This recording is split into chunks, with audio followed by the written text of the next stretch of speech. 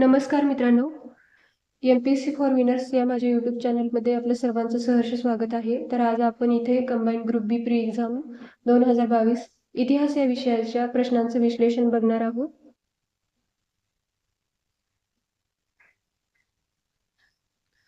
प्रश्न पहिला, भारताच्या दळणवळण क्षेत्राच्या विकासाविषयी खालीलपैकी कोणती विधाने बरोबर आहेत?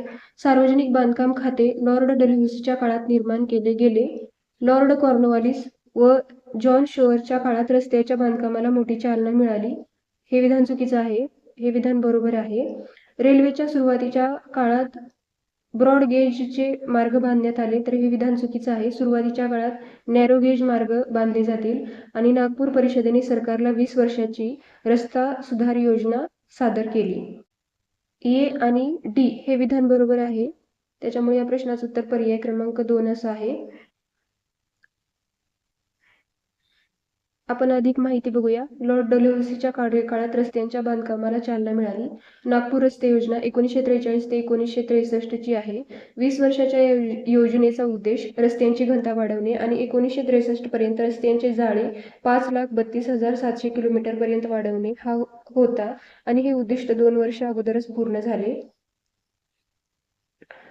सरकारने भारतीय रस्त्यांचे राष्ट्रीय महामार्ग, राज्य महामार्ग, जिल्हा रस्ते, गाव रस्ते असे प्रथमच वर्गीकरण केले आणि ही वर्गीकरण प्रणाली आजही भारतात लागू आहे.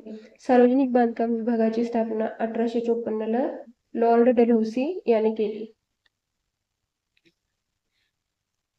पुढचा प्रश्न बघू. योग्य जोड्या लावा.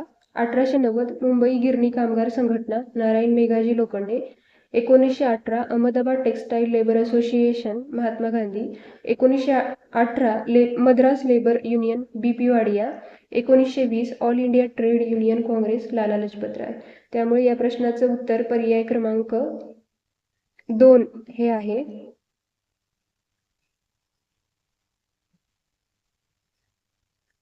पुढचा प्रश्न बघूया. काँग्रेस अधिवेशनाचे स्थळ व त्यांच्या अध्यक्षांच्या नावाच्या जोड्या लावा. प्रथम काँग्रेस अधिवेशन मुंबई 1885 व्योमेशचंद्र बॅनर्जी. दुसरे काँग्रेस अधिवेशन कलकत्ता 1886 दादाभाई नौरोजी. तिसरे काँग्रेस अधिवेशन मद्रास 1887 बद्रुद्दीन तय्यबजी. चौथे काँग्रेस अधिवेशन अलाहाबाद 1888 जॉर्ज यूल. पर्याय क्रमांक 2 हे या प्रश्नाचं उत्तर आहे. जॉर्ज यूल हा असा इंग्रज अधिकारी होता की ज्याने राष्ट्रीय काँग्रेसच्या अधिवेशनाचं अध्यक्षपद पहिल्यांदा स्वीकारलं होतं. त्याच्यानंतर विल्यम वेडरबर्न यांनी 1889च्या मुंबईच्या काँग्रेसच्या अधिवेशनाचं अध्यक्षपद स्वीकारलं होतं आणि ते 2 वेळा राष्ट्रीय काँग्रेसच्या अधिवेशनाचे अध्यक्ष झाले होते. आपण भारतीय राष्ट्रीय काँग्रेसचं पहिलं अधिवेशन याच्याबद्दल थोडक्यात बघूया. भारतीय राष्ट्रीय काँग्रेसचं पहिले अधिवेशन 28 ते 31 डिसेंबर 1885 मुंबई येथे झाले. ठिकाण गोकुळदास तेजपाल संस्कृत सभागृह. अध्यक्ष व्योमेशचंद्र बॅनर्जी. संस्थापक ॲलन ह्यूम. देशभरातून 72 प्रतिनिधी उपस्थित होते. मुंबई प्रांतातून 34 प्रतिनिधी उपस्थित होते. हे अधिवेशन पुणे येथे होणार होते, परंतु पुण्यात कॉलरा साथ आल्यामुळे ते मुंबई येथे झाले. रहमतुल्ला सयानी आणि M. धरमसी हे मुस्लिम हजर होते आणि या अधिवेशनाला महात्मा गांधीजी हजर नव्हते. पुढचा प्रश्न. 1847 मध्ये मुंबई बंदर व कापूस उत्पादन करणारे विभाग यांना जोडणारी रेल्वे सुरू करावी अशी मागणी प्रथम कोणी केली? तर याचा आन्सर ब्राईट असा आहे. पुढचा प्रश्न. इसवी सन 1935च्या भारत शासन कायद्याद्वारे कोणती संस्था स्थापनेची तरतूद केली? Federal court, reserve bank of India, federal railway, high commissioner. High कमिशनरची तरतूद 1919च्या कायद्यात होती आणि पहिले हाय कमिशनर विल्यम मेयर हे होते. तर याचं उत्तर ABC बरोबर. तर पर्याय क्रमांक 2 हे या प्रश्नाचं उत्तर आहे. 1935च्या कायद्याबद्दल आपण इतर माहिती बघू. ब्रिटिश संसदेने 1935चा कायदा केला आणि तो 1 एप्रिल 1937 पासून लागू करण्यात आला. या कायद्याने प्रांतांना स्वायत्तता देण्यात आली. केंद्रात द्विशासन पद्धती लागू झाली. परराष्ट्र आणि संरक्षण हे विषय गव्हर्नर जनरलकडे ठेवण्यात आले. दिल्ली येथे सर्वोच्च न्यायालय स्थापन करण्यात आले. ब्रह्मदेश भारतापासून वेगळा करण्यात आला. महिला, कामगार, मागासवर्गीयांसाठी राखीव जागांची तरतूद करण्यात आली. मतदानाचा अधिकाराचा विस्तार करण्यात आला. भारतीय राज्यघटनेत या कायद्यातील बऱ्याचशा तरतुदी घेण्यात आलेल्या आहेत. पुढचा प्रश्न बघू. ब्रिटिशांच्या व्यापारवादी अर्थव्यवस्थेचा खालील कोणता उद्देश होता? व्यापारी स्पर्धा नको, जास्तीत जास्त नफा मिळवणे, आर्थिक घटकावर नियंत्रण आणि भारताचा आर्थिक विकास करणे. तर याच्यामध्ये भारताचा आर्थिक विकास करणे असला काही उद्देश नव्हता त्यांचा. आर्थिक घटकावर नियंत्रण मिळवणे हा एक होता आणि जास्तीत जास्त नफा मिळवणे, व्यापारी स्पर्धा नको. परंतु इथे उद्देश असं विचारल्यामुळे आपण फक्त एकच ऑप्शन घेऊन जाऊ. तर ए बी हा ऑप्शन गेला, बी सी हा गेला, राहिला सी आणि बी. आर्थिक घटकावर नियंत्रण आणि जास्तीत जास्त नफा यापैकी जास्तीत जास्त नफा मिळवणे हे जास्त योग्य उत्तर वाटतं, म्हणून या प्रश्नाचं उत्तर पर्याय क्रमांक 3 असं आहे. भाऊदाजी लाड हे कशाचे पुरस्कर्ते होते? स्त्री वृद्धाश्रम, सामाजिक भेदभाव, विधवा पुनर्विवाह आणि ख्रिस्ती धर्म. तर याचं उत्तर विधवा पुनर्विवाह असं आहे. आपण भाऊदाजी लाड यांच्याबद्दल थोडक्यात माहिती बघू. रामचंद्र विठ्ठल लाड असं त्यांचं नाव होतं. भारतीय वैद्यक, समाजसुधारक. त्यांनी कुष्ठरोगावरील उपचारावर संशोधन केले, त्यामुळे त्यांना धन्वंतरी असे म्हटले जाते. स्त्री शिक्षणाचे समर्थक होते आणि त्यांनी अनेक शाळा स्थापन केल्या होत्या. ते बॉम्बे असोसिएशनचे सचिव होते आणि ईस्ट एशिया इंडिया असोसिएशनच्या मुंबई शाखेचे अध्यक्ष होते. 1869 ते 71 या काळात त्यांनी मुंबईचे 2 वेळा शरीफ म्हणून काम पाहिले आहे. त्यांनी प्राचीन भारतीय नाणी आणि दुर्मिळ हस्तलिखितांचा संग्रह केला. 1975 मध्ये व्हिक्टोरिया आणि अल्बर्ट संग्रहालयाला भाऊदाजी लाड यांचे नाव देण्यात आले होते. पुढचा प्रश्न, जोड्या लावून योग्य पर्याय निवडा. आचार्य बाळशास्त्री जांभेकर, ख्रिस्ती मिशनरी यांच्या ताब्यात गेलेल्या श्रीपाद शेषाद्री परळीकर यांचे शुद्धीकरण, दुर्गाराम मंचाराम, दादोबा पांडुरंग, सुरत येथे मानव धर्म सभेची स्थापना, ॲनी बेझंट, सेंट्रल हिंदू कॉलेजची स्थापना, केशवचंद्र सेन, नॉर्मल स्कूल व व्हिक्टोरिया इन्स्टिट्यूटची स्थापना. तर 2, 1 असणारा पर्याय म्हणजे पर्याय क्रमांक 2 असा आहे. तर या प्रश्नाचं उत्तर पर्याय क्रमांक 2 असं आहे. मानव धर्म सभा स्थापना सुरत. उद्देश एकेश्वरवाद, विवेकवाद आणि नैतिकता, अंधश्रद्धा विरोधी, सामाजिक समानता स्थापन करणे, विधवा पुनर्विवाहाला प्रोत्साहन देणे आणि मूर्तिपूजेला विरोध करणे. सेंट्रल हिंदू कॉलेजची स्थापना ॲनी बेझंट यांनी 1898 मध्ये केली. त्याचे रूपांतर म्हणून 1916 मध्ये पंडित मदन मोहन मालवीय आणि ॲनी बेझंट यांनी बनारस हिंदू कॉलेजची स्थापना केली. नॉर्मल स्कूल 1 जानेवारी 1871 केशवचंद्र सेन यांनी प्रौढ महिला आणि शिक्षकांना प्रशिक्षण देण्यासाठी स्थापन केली. व्हिक्टोरिया इन्स्टिट्यूशन महिलांचे सक्षमीकरण करणे आणि उच्च शिक्षण देणे. पुढचा प्रश्न बघू. संताळाच्या उठावाबाबत खालीलपैकी कोणती विधाने चुकीची आहेत? संताळाच्या आर्थिक शोषणाची माहिती पंजाब रिव्ह्यू मध्ये आलेली आहे, हे चुकीचं आहे. संताळांनी सत्याचे राज्य स्थापन करण्याचा निर्णय घोषित केला, हे बरोबर आहे. संताळांचा पुढारी कानू विश्वासघाताने पकडला गेला, हे चुकीचं आहे. ओमॅली या अधिकाऱ्याने संताळाच्या चकमकीचा वृत्तांत दिला, तर हे बरोबर आहे. याच्यामध्ये विधान बी आणि डी हे 2 विधाने बरोबर आहेत. तर ए आणि सी विधान चुकीचे आहेत. तर आपल्याला चुकीची विधाने विचारलेली आहेत. तर या प्रश्नाचं उत्तर ए आणि सी असं आहे. आपण संताळाच्या उठावाबाबत थोडक्यात माहिती बघू. संताळाचा उठाव 1855 ते 1856 मध्ये झाला. ब्रिटिश राजवट, जमीनदार आणि सावकार यांच्या शोषणाविरुद्धचा भारतातील पहिला आदिवासी विद्रोह होता. हा उठाव पश्चिम बंगाल आणि झारखंड येथे झाला. या उठावाची कारणे, संताळांनी पिढ्यानपिढ्या कसलेल्या जमिनी ब्रिटिशांनी जमीनदारांना दिल्या. सावकार आणि जमीनदार त्यांच्यावर कर लादत, त्यामुळे त्यांचे आर्थिक शोषण झाले. उठावाचं नेतृत्व सिद्धू कान्हू चांद भैरव यांनी केले. फुलो आणि जानो या त्यांच्या बहिणींनी सुद्धा या उठावाचे नेतृत्व केले. हा उठाव मोडून काढण्यासाठी इंग्रजांनी मार्शल लॉचा वापर केला. जवळजवळ 20,000 संताळ लोक मारले गेले. 30 जून हा दिवस झारखंडमध्ये हुल दिन म्हणून साजरा केला जातो आणि इंग्रजांनी संताळ परगणा या नव्या परगण्याची निर्मिती केली. पुढचा प्रश्न, महाराष्ट्रातील गुप्त संघटनांचे संघटक आणि त्यांच्या कार्यक्षेत्राच्या जोड्या लावा. श्रीधर परांजपे वर्धा आणि नागपूर, सिद्धनाथ काणे यवतमाळ, दादासाहेब खापर्डे अमरावती आणि गंगाधर देशपांडे बेळगाव. तर या प्रश्नाचं उत्तर पर्याय क्रमांक 3 असं आहे.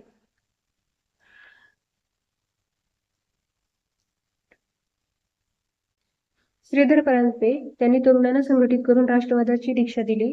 सिद्धनाथ काणे त्यांनी स्थानिक स्तरावर ब्रिटिशांविरुद्ध जनमत तयार केले आणि क्रांतिकारी विचारांचा प्रसार करण्यास मदत केली.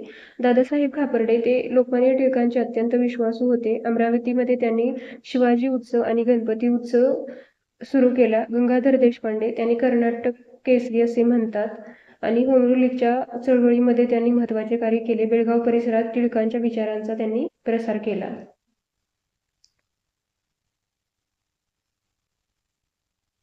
गोपाळ गणेश आगरकरांशी पुढीलपैकी कोणती वृत्तपत्रे संबंधित होती? केसरी व मराठा, वराड समाचार आणि सुधारू. तर स्वराज्य या वृत्तपत्राशी त्यांचा काही संबंध नव्हता. त्यामुळे या प्रश्नाचं उत्तर पर्याय क्रमांक 2 ABC असं आहे.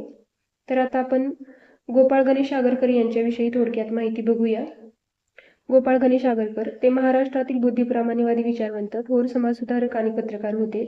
त्यांचा जन्म 14 जुलै 1856 सातारा जिल्ह्यातील टेंभू येथे झाला. त्यांनी बालविवाह, केशवपण, सतीप्रथा, अंधश्रद्धा यांना कडाडून विरोध केला आणि विधवा पुनर्विवाह व स्त्री शिक्षणाचा जोरदार पुरस्कार केला.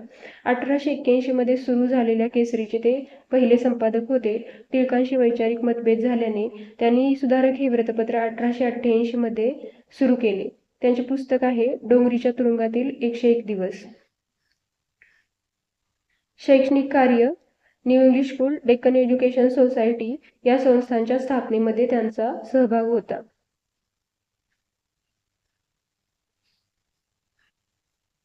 पुढचा प्रश्न, खालील विवरणावरून व्यक्ती ओळखा. इंडिया नावाचे वृत्तपत्र सुरू केले. बॉम्बे असोसिएशनची स्थापना केली. ईस्ट इंडिया असोसिएशनची स्थापना केली. भारतीय राष्ट्रीय काँग्रेसचे अध्यक्ष होते. तर पर्याय आहेत दादाभाई नौरोजी, गोपाळकृष्ण गोखले, फिरोजशाह मेहता आणि दिनशा वाजच्या. तर याचं उत्तर दादाभाई नौरोजी असं आहे. आपल्याला इथे दादाभाई नौरोजी यांच्याबद्दल इतर माहिती बघायची आहे. त्यांनी ड्रेन थिअरी म्हणजे संपत्तीचा निचरा सिद्धांत मांडला. 1892 मध्ये फिन्सबरी सेंट्रल मतदारसंघातून लिबरल पक्षाकडून ते निवडून गेले. ब्रिटिश संसदेत निवड होणारे ते पहिले भारतीय होते. 1886, 1893, 1906 या भारतीय राष्ट्रीय काँग्रेसच्या अधिवेशनाचे ते अध्यक्ष होते. याच्यामध्ये K2L ही ट्रिक लक्षात ठेवू शकता. K2 म्हणजे 2 वेळा कलकत्त्याच्या अधिवेशनाचे आणि 1 वेळा लाहोरच्या अधिवेशनाचे ते अध्यक्ष होते.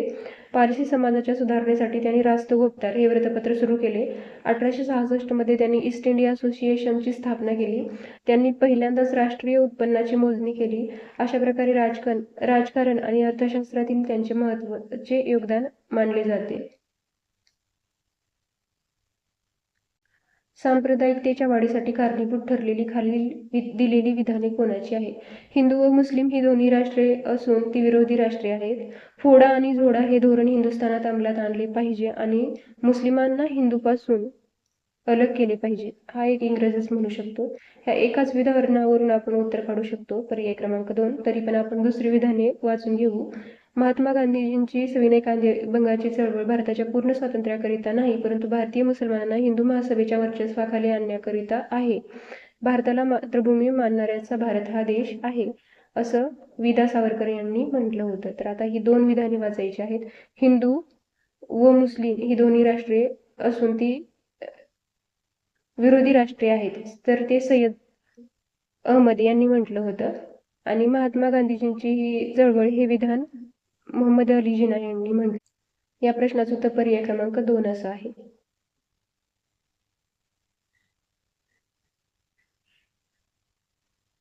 पुढचा प्रश्न बघू. 1 नोव्हेंबर 1866 रोजी स्थापन झालेल्या ईस्ट इंडिया असोसिएशनचा उद्देश काय होता? स्त्री शिक्षण, राजकीय शिक्षण, लोकशिक्षण, धार्मिक शिक्षण. उद्देश असं विचारलेलं आहे, त्याच्यामुळं आपण एकच पर्याय घेऊन जाऊ. इथे 2 पर्याय असणारे ऑप्शन कट करूया आणि 3 आणि 4 आणि धार्मिक शिक्षण. तर लोकशिक्षण जास्त ॲप्रोप्रिएट वाटतं, म्हणून या प्रश्नाचं उत्तर पर्याय क्रमांक 3 असं आहे. ईस्ट इंडिया असोसिएशन याची स्थापना 1 नोव्हेंबर 1866 ला झाली. दादाभाई नौरोजी यांनी लंडन येथे या संस्थेची स्थापना केली. भारताशी संबंधित समस्यावर विचार करण्यासाठी आणि भारतीयांचे प्रश्न ब्रिटिश संसदेसमोर मांडण्यासाठी या संस्थेची स्थापना झाली. पहिले अध्यक्ष लॉर्ड लिव्हिंडन हे होते. 1869 मध्ये मुंबई, कलकत्ता, मद्रास येथे या संस्थेच्या शाखा उघडल्या. पुढचा प्रश्न बघू. बॉम्बे प्रेसिडेन्सी असोसिएशन संस्थेशी खालीलपैकी कोणत्या व्यक्ती संबंधित होत्या? गोपाळ गणेश आगरकर, फिरोजशाह मेहता, बद्रुद्दीन तय्यबजी आणि न्यायमूर्ती तेलंग. तर गोपाळ गणेश आगरकर आणि ह्या संस्थेचा काही संबंध नव्हता. त्यामुळे या प्रश्नाचं उत्तर पर्याय क्रमांक 2 BCD असं आहे. फिरोजशाह मेहता, बद्रुद्दीन तय्यबजी आणि न्यायमूर्ती तेलंग हे बॉम्बे प्रेसिडेन्सी असोसिएशन या संस्थेशी त्यांचा संबंध होता. तर आता आपल्याला इथे बॉम्बे प्रेसिडेन्सी असोसिएशन या संस्थेबद्दल थोडक्यात बघायचं आहे. बॉम्बे प्रेसिडेन्सी असोसिएशन स्थापना 31 जानेवारी 1885 ही एक राजकीय संघटना होती. स्थापनेची पार्श्वभूमी लॉर्ड लिटनची जुलमी धोरणे, 1883चं इल्बर्ट बिल विधेयक ही होती आणि सहभाग होता बद्रुद्दीन तय्यबजी, KT तेलंग, फिरोजशाह मेहता यांचा आणि त्यांना मुंबईचे त्रिमूर्ती असं सुद्धा म्हटलं जातं. आणि उद्देश होता भारतीयांच्या मागण्या ब्रिटिश सरकारपर्यंत पोहोचवणे, भारतीय लोकांमध्ये राष्ट्रीय जाणीव निर्माण करणे आणि प्रशासकीय सुधारणांची मागणी करणे. तर मित्रांनो, अशा प्रकारे आज आपण इथे 2022च्या कंबाईनच्या प्री एक्झाम मधले इतिहास या विषयाच्या प्रश्नांचं ॲनालिसिस पाहिलेलं आहे. तर आपण भेटूया नेक्स्ट लेक्चरमध्ये. धन्यवाद.